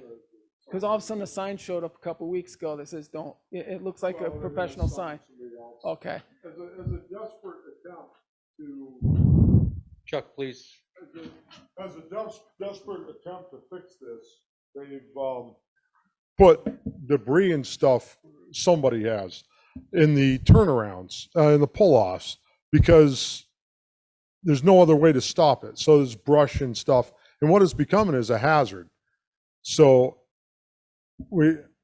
I agree with them. I think we need to come up with a good solution, whether we put guardrail posts in front of here or what, to deter the parking, so that, because we can't allow logs and brush and debris and stuff to be in the side of the road, somebody's going to get hurt. And if we don't make an ordinance, no parking on both sides of the road, and somebody does park and we haven't made it illegal, then I would feel that we're liable if somebody gets out of their car and falls in debris that somebody put in a pull-off, that we're going to allow to continue. And we do have issues. The highway department's picked up several needles all along there. The other major problem is at the other end, by the one-way, where by Dick Gay's house. There's a pull-off there that's a constant issue. And so I think we should make a no parking ordinance both sides of the road, and I've got used guardrail posts that we could put in that wouldn't cost nothing, really, a little bit of time, and it would solve it. That you think that's what would solve that? I think it would certainly help. Did the citizens agree that that would be? I definitely think that will solve it, because when the debris was blocking, our road slowed down to nothing. The traffic was gone. It was an enjoyable road. People were biking and walking, and just what our road should be. And people were walking in to go swimming. So we didn't get that kind of nonsense. So it did make a difference. It did prove it did make a difference by blocking those. And plus the fact that we've been talking to people. I'm more concerned of the safety perspective. This is built into the rightfully carry firearms. Is that afraid? Is that concerned for family and safety? Yeah. Are all of you folks who are directly affected, you think that this will not just alleviate the issue, but eradicate? Yeah, because right. I'm not sure, eradicate. Yeah. I'm not sure if it's going to eradicate the issue, but it's going to alleviate it immensely. Okay. Okay. I mean, you're still going to get the people coming down who are going to do stuff illegal anyways. That's going to happen no matter where you are. Okay. That's human nature. But to deter it by putting up these barriers and saying there's no place for you people to park here, go park somewhere else and walk down. You're more than welcome to come down and go swimming. I don't mind that. But like David and I were talking today, them rocks down there on the falls, there's so much graffiti on them. Unbelievable. He said he has found stuff that stuff that was offensive and obscene and on spray painted on them rocks. It's why are you going to destroy something that's that serene and just to sit down there and enjoy it? And you look up and you see all this, you know, phallic symbols all over the place and stuff like that. You know, and then when you confront the people about it, they tell you to go do unnatural acts to yourself and all this other stuff, you know, and it's So and they for, laugh at for you. clarification, it was stated that no parking both sides of the road, but you still want at least a turnaround or two? Not so much a turnaround. There is Not, a turnaround. I'm sorry, not a turnaround, a pullout. A pull-off, yeah. So they Sorry. can just stop for a few minutes and take some pictures or whatever. Not to sit there and camp out all day and party. That's not what we're asking. We would welcome people just to pull in, take some pictures, hang out for a little bit, and leave. How about if they just walk down and took the picture? That's the other thing we were discussing is So don't have any cars. exactly. That's the main point. That's what I would like to see. But my other neighbors basically said, well, how about one or two of those places? So excuse me. Thank you. Thank you for everything and all your input. I'd like to get some input from the board on how we may address this as quickly as possible. I feel like the pull-offs, if there is, it is necessary to have one, then it's necessary to have one. That's really, you guys would need to know that, right? And, you know, I was thinking, well, no, it's Press not the about, button, Chuck. it's not about swimming. That's the thing. It's not about swimming. It's a quick pull-off. For some reason, our street is a very quick pull-off. And the way the criminal mind works is once you know there's an area that you can go, and by the time the police get there or get called, you could be long gone. Well, that's a great spot. Forest Road has become that spot, and we don't want it to be that spot anymore. So how are we going to long-term stop the quick drops of bad habit in the pull-offs that you folks still want to keep? Well, Please, I'd be David, happy I'd love to hear go ahead. from you. I'd be happy to get rid of all of them, to tell you the truth. I realize that. I'm David Langmaid from the Basin Farm. So in talking with the neighbors, and for quite a few years now, I've been working with Officer Lakin on various, you know, activities, and it's been a little bit of what do you say? No. Okay, so the message gets out when you find some of the perpetrators, and the message gets out, pretty clear message. So I think a little bit of control, you know, monitoring from the sheriff, you know, it'll go a long way. But in talking with him, this is a question. He says that the signs that were put there, no parking both sides of the road. That, I mean, I have it right here.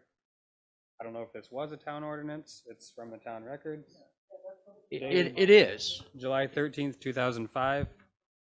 That is still on the board for some reason, to enhance. Okay, You so have that's it a in your question. packet, If that isn't Select actually Board. enforceable to the point where they can cite people for disobeying that, because there And is they do signs. know this. I have had multiple conversations with them and sent them this ordinance and say, why are you not taking this to the next level? They told us they couldn't. And why? He said it wasn't legal, it wasn't passed by the board, but he said, Peter Romano, that he could write out a ticket. It would not be an ordinance where we would get the money. He would write out a state ticket. State. That was the bargain.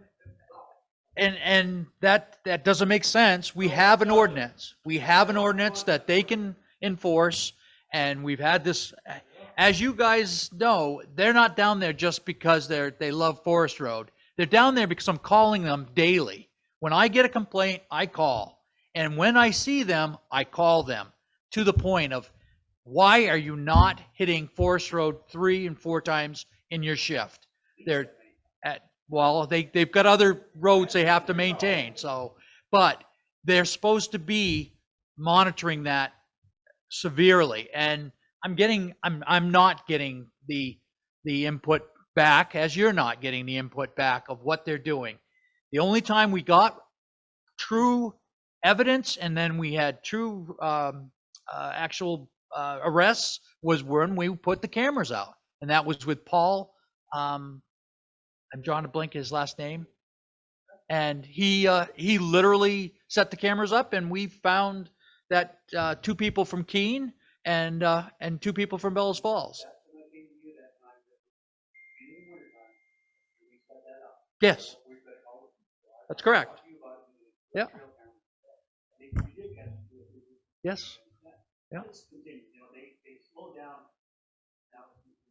Right. It's just, and it's the same white van. I've seen that white van again.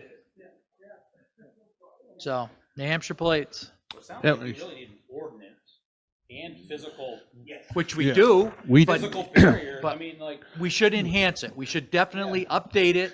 Unfortunately, this is not I've been here a long time, and we had some even worse, because when we cut off all the turnaround areas, it was before you were here, Russ. Oh. People were driving in the driveways of people's homes and couldn't leave their driveways because there were 5 vehicles deep, because once one person pulled in, they thought it was, we went over it. The only time we ever got anything where we finally cleaned it up was we had the sheriff's department go right down there, and we just kept hammering the sheriff's department, go down and stop it.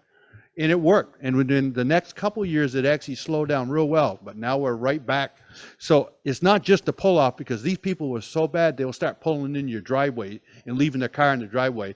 And we had so many confrontations between the people that lived there. They were coming out, calling the police. I can't leave because, so I just think, Russ, we got to go after the sheriff's department to get down there. We know the hours. We know it's only good weather. We know that, and just hammer them is what we have to do. David Still is talking. Go ahead. So I just wanted to speak, so that was a question about the ordinance side issue, but what Lakin says, and what we would like to do is, in order for them to help us, they need to be able to enforce something. And so that's where no parking, both sides of the road. If this is legal, maybe it needs to be more than this, so that it can be enforced, because this hasn't been able to be enforced. I don't know. But no parking both sides of Forest Road, if that's what it, if that's what you all feel is good. The other, to speak to the pull-offs. So you don't have a problem with eliminating all of the pull-offs? To speak to the pull-offs, the concern that we have as far as the pull-offs is just that there wouldn't be physical barriers barricading anything other than traveled space, because it's I don't know how else to say it. Like, I'm not saying there needs to be designated parking areas. Like right now, they're parking areas. That's what they're by all practical definition. They're large enough to be parking areas. So a pull-off is just something where practically, if you needed, like, ourselves, because we own property all the way up, and we don't have any, other place, it's not safe to be in the traveled portion of the road. I'm not saying it needs to be everywhere. I'm just saying somewhere, if we're going to put barricades, that we wouldn't just barricade everything other than the traveled portion of the road. So we don't need all the space so that it's a parking area. I think that making it, I was talking with a couple of them today. I think that making it, closing it in some, however you all feel is best. Maybe using some posts some places so that it's not this, like up near Richard Gay's house, there's a huge section of the road where it's, you could fit, I don't know, you could fit 8 cars in there or whatever. Yeah, oh yeah, absolutely.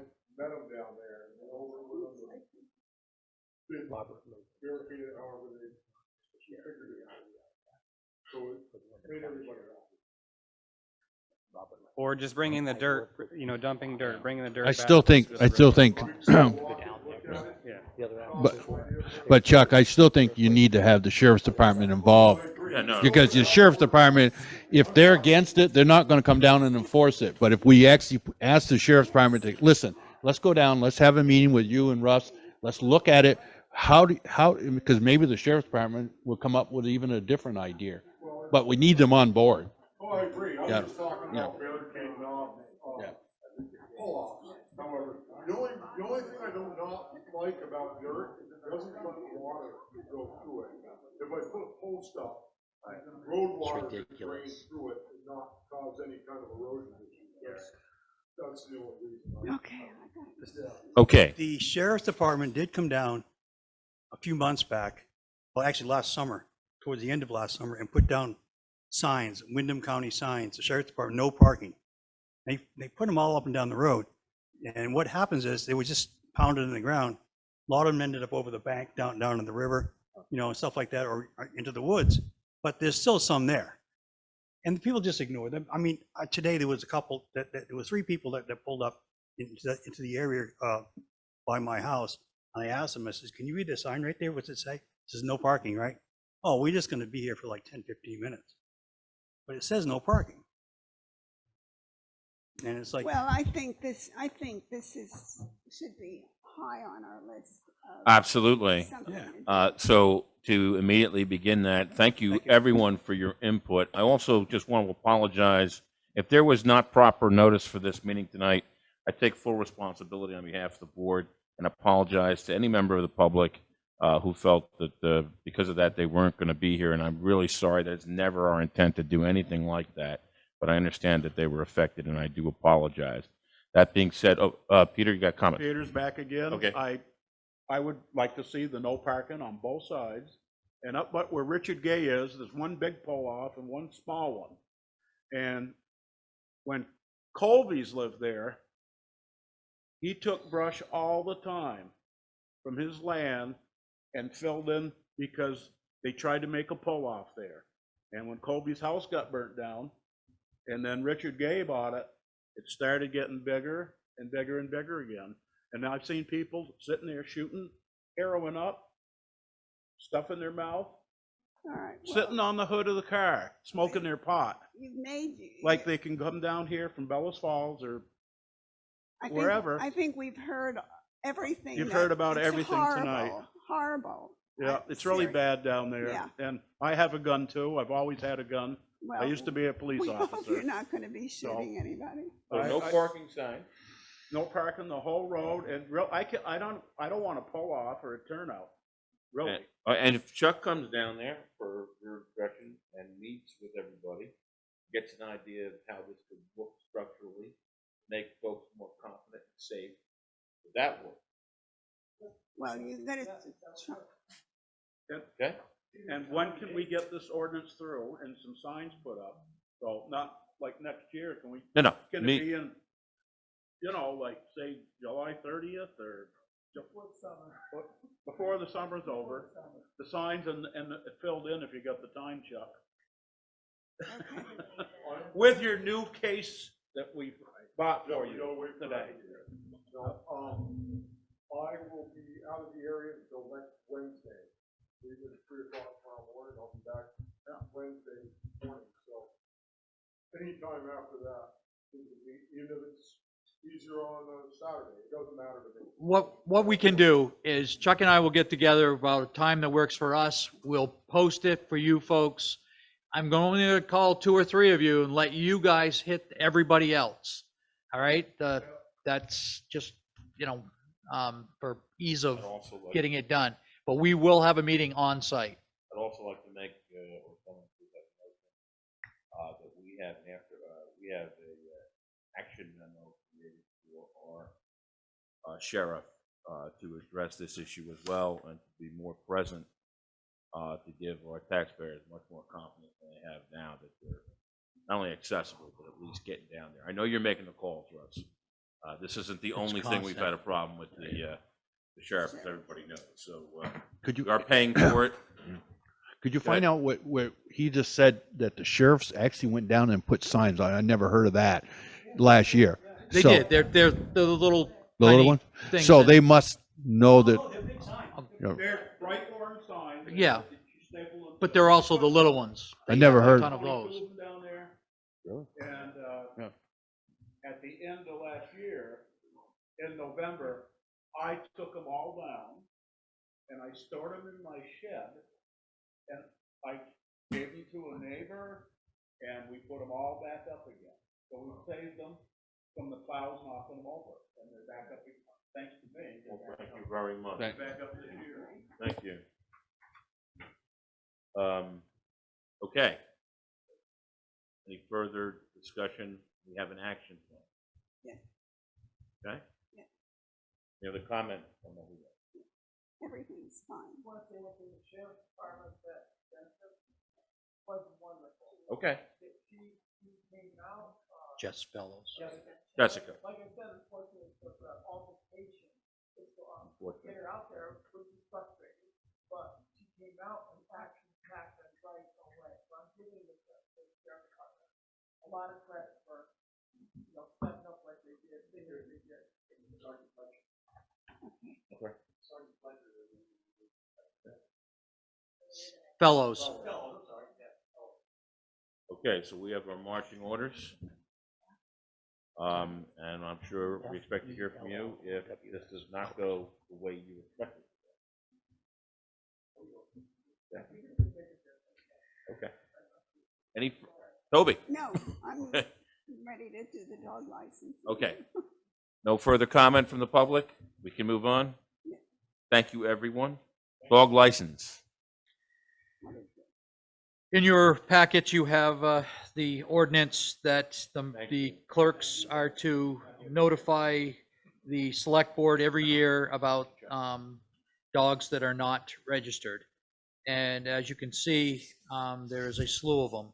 I got an updated list today after they had given me that one. We have 175 known dogs that had previously been registered that are not now. We are going into July 1st. We're going to have a animal control officer with the Wyndham County Sheriff, so that hopefully will help us get this under wraps. But it's ridiculous to look at the names of the folks that know they have a dog, they have to have it registered. So I'm hoping that we're on the right track for that. I'm still very pessimistic that we're only doing about a third of the dogs in Westminster. Okay. Even with this list. Okay. I mean, you walk down the street and everybody's got a dog now, which is great, but they're not registering them. Okay. It's an in-house dog is what I get a lot. Oh, the dog never goes out. Well, yeah, it does. And so, but anyway, that's all it is. Comments? I think the registration should be every other year. Or the registration should be, I was talking to Pauline about this, and she suggested the possibility that dogs have to have 3 years on their Rabies. shots, and that when that comes, you have to register your dog. I mean, I don't know why a year goes by so quickly. It's not the $9, I don't think it's that. It's just, it's, I don't know why we have to do it every single year. You just won't give the rubbish tag, how's that? Oh, Craig, we've had this conversation. It is that the only teeth we would have is to pull a benefit. And the only benefit that we give that we have really good handle on is the trash tags. So you give 50 tags to them instead of 55 and say, you'll get the other 5 when you register your dog. Unfortunately, it's yeah, it is. It's one of those things. But what you just brought up is a bad idea. And that's something that would come up with it. That we would say, we're gonna charge you twice as much, but we're gonna get it to you later. We'd have to talk to Pauline. She has the rules and regulations. Okay. The clerks have that, So but why don't we for another take- day. Why don't we take your fine suggestion and make that for next meeting? We'll talk to her and see if we can move that. Thank you very much. Moving on to the manager's report. Just a few things. Davidson Hill Road auction, just a reminder, it's June 29th, 10 o'clock here at the town hall. School vote, 3-member to a new board, June 30th here at the town hall. Please get out and vote from 10 a.m. to 7 p.m. Pine Banks Road property was sold. Hallelujah. It was finally sold. This year's audit is July 28th through the 30th. And just a reminder, the town offices will be closed on July 2nd and July 5th for the 4th of July weekend. Thank you very much. Comments? Thank you, boards and commissions. In front of you, Kevin, you have the official form for Wyndham Regional Commission notice of appointment for John Jones and Russell Lazarick. Which we've already voted on. Which we have. We just need a signature. Signature completed. Thank you. Thank you. Thank you to Russell and John Jones.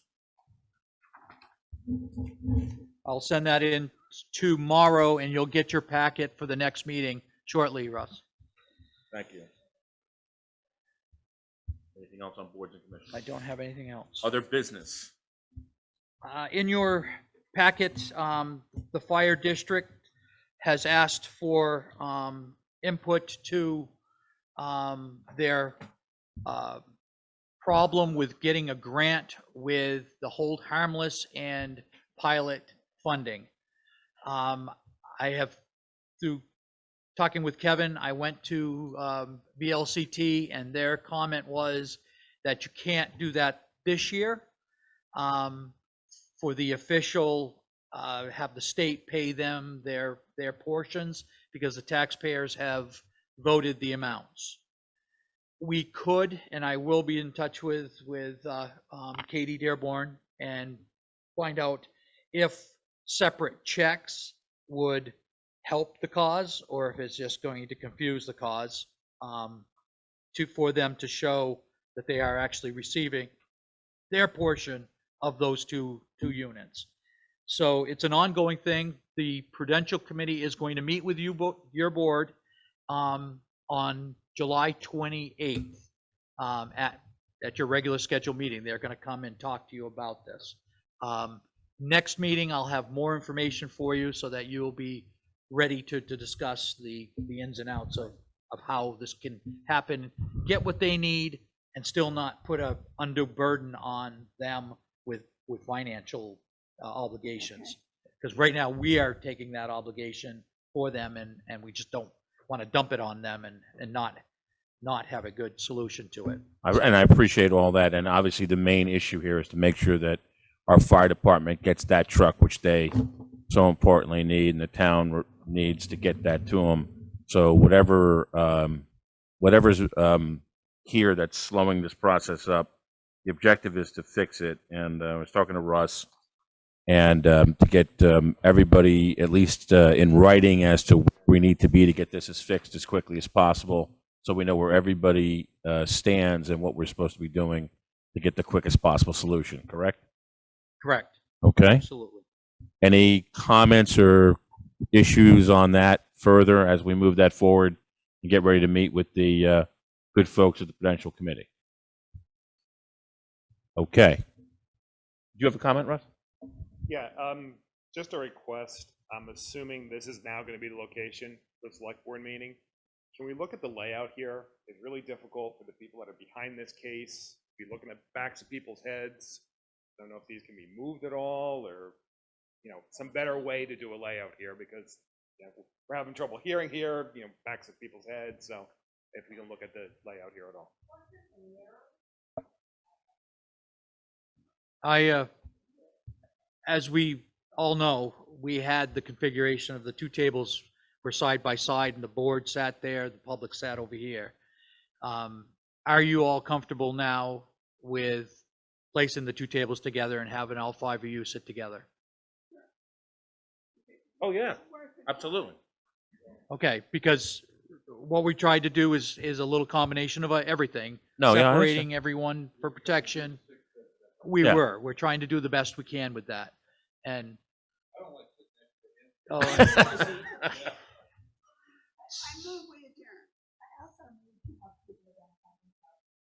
That was Russ Lazarus.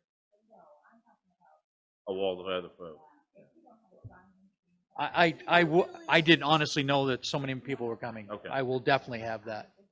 Okay, we will, that's duly noted, and we will take up, returning I to have a, all the names except for go ahead. David from Basin Farm. Yeah, go ahead. Just literally for David. I'm sorry, Basin Farm.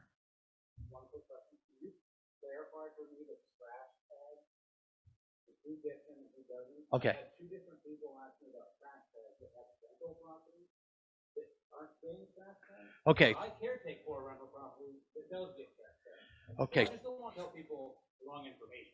Right, absolutely. So we do not now send anything out of a driving distance. We send to New Hampshire, Vermont, Massachusetts, if it's not Boston, and very little in New York, because we weren't getting them back. We'd send them to Arizona, and of course the renters came and said, well, we didn't get them. Well, that's because your landlord lives in Arizona and then didn't send them to you. So where I caretake is fine. I come and pick them up. Exactly. All you do is call me. We come and we have the pack. Is actually in Westminster West. There's two rental properties plus the zone, and you didn't get any for either property. If I'm pretty sure that you still get the tag, because I get them for same scenario.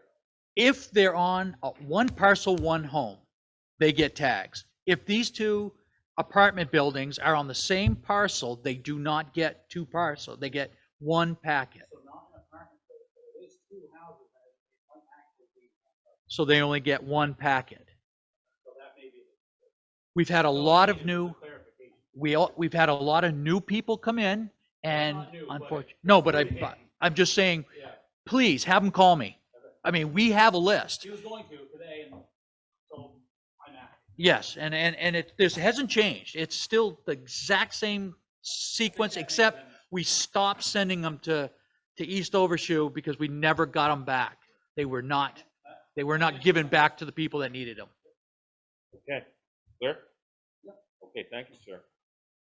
I move we adjourn. Motion has been made to adjourn. Second. All in favor? Aye. Opposed?